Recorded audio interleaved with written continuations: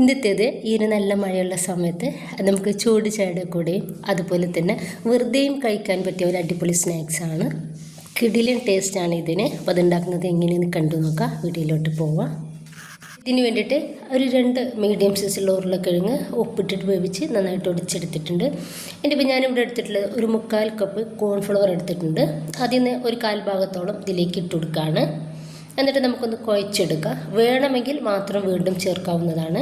ഇനിയിപ്പോൾ ഇതിലോട്ട് കുറച്ച് മല്ലിയുടെ ഇല ഇട്ടെടുക്കുകയാണ്. ഇനിയിപ്പോൾ ഇതിലോട്ട് ആവശ്യത്തിനുള്ള ഉപ്പ് ചേർക്കുന്നുണ്ട്. ഒരു പിഞ്ച് ബേക്കിംഗ് സോഡയും കുറച്ചധികം തന്നെ ചില്ലി ഫ്ലേക്സും ഇട്ടെടുക്കുന്നുണ്ട്. എന്നിട്ട് നന്നായിട്ട് കൈവച്ചിട്ട് നമുക്കൊന്ന് മിക്സ് ചെയ്തിട്ട് നോക്കുക. വേണമെങ്കിൽ നമുക്ക് കുറച്ചുകൂടി കോൺഫ്ലവർ ഇതിലോട്ട് ആഡ് ചെയ്യാവുന്നതാണ്.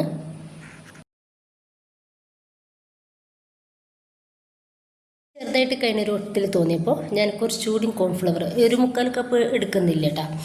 ഒരു 1/4 ഭാഗത്തോളം ഞാനൊന്ന് മാറ്റി വെക്കുന്നുണ്ട്. അപ്പോൾ ഞാൻ ഇതിലോട്ട് എടുത്തിട്ടുള്ളത് 1/2 കപ്പ് കോൺഫ്ലവറാണ്. നന്നായിട്ട് ഒന്ന് മിക്സാക്കി റെഡിയാക്കി എടുക്കുക. പെട്ടെന്ന് വളരെ എളുപ്പത്തിൽ ഉണ്ടാക്കിയെടുക്കാൻ വേണ്ടിയിട്ട് പറ്റിയ അടിപൊളി സ്നാക്സ് ആയിട്ടിത്. നല്ല ടേസ്റ്റാണ് ഇത് കഴിക്കാൻ വേണ്ടിയിട്ടും. 2 മിനിറ്റ് നമുക്കിതൊന്ന് കുഴച്ചെടുക്കാം. ഇപ്പം ഞാനിതാ ഒരു 2 മിനിറ്റോളം ഒന്നതൊന്ന് കുഴച്ചെടുത്തിട്ടുണ്ട്. ഇനിയിപ്പോൾ കണ്ട ടോപ്പിലോട്ട് കുറച്ച് മൈദ ഒന്ന് ഇട്ടെടുക്കുന്നുണ്ട്. അതിലോട്ട് നമുക്കൊരു ഡോ വെച്ചെടുത്തിട്ട് ഒന്ന് പരത്തിയെടുക്കാം.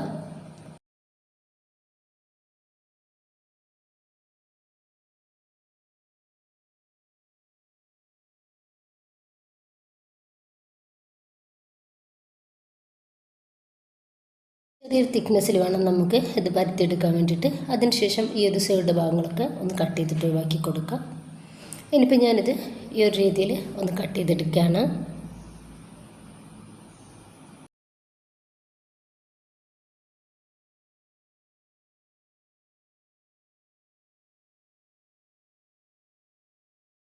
ഈ ഒരു രീതിയിലാണ് ഞാനിന്ന് റെഡിയാക്കി എടുത്തിട്ടുള്ളത്. ഒരു ചെറിയൊരു കട്ടിയിലാണ് നമ്മൾ റെഡിയാക്കി എടുക്കേണ്ടത്. നന്നായിട്ട് ചൂടായിട്ടുള്ള എണ്ണയിലോട്ട് നമുക്ക് ഈ ഒരു സ്നാക്സ് ഓരോന്നായിട്ട് ഇട്ടിട്ട് ഒന്ന് റെഡിയാക്കി എടുക്കാം. ലോ ടു മീഡിയം ഫ്ലെയിമിലിട്ടിട്ട് വേണം നമുക്കിതൊന്ന് റെഡിയാക്കി എടുക്കാൻ വേണ്ടിയിട്ട്.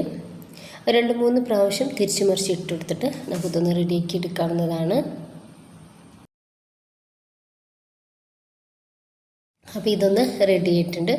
നമുക്കിത് ഈ ഒരു എണ്ണയിൽ നിന്നും ഒന്ന് കോരി മാറ്റാം. അപ്പോൾ ഇതാ കിടിലൻ ടേസ്റ്റാണ് ഇതിന്. അതുപോലത്തെ വളരെ സിമ്പിളായിട്ട് നമുക്കിത് ഉണ്ടാക്കിയെടുക്കാവുന്നതേ ഉള്ളൂ. നമ്മുടെ കയ്യിൽ എപ്പോഴും ഉള്ള ചേരുവകൾ മാത്രം മതി ഇത് റെഡിയാക്കാൻ വേണ്ടിയിട്ട്. അപ്പോൾ എല്ലാവരും ഉണ്ടാക്കി നോക്കുക. നിങ്ങളുടെ അഭിപ്രായങ്ങൾ അറിയിക്കുക. ഇഷ്ടമായാൽ നിങ്ങളുടെ എല്ലാ സപ്പോർട്ടും ഉണ്ടാവുക. ഇൻഷാ അല്ലാഹ്. ഓക്കെ.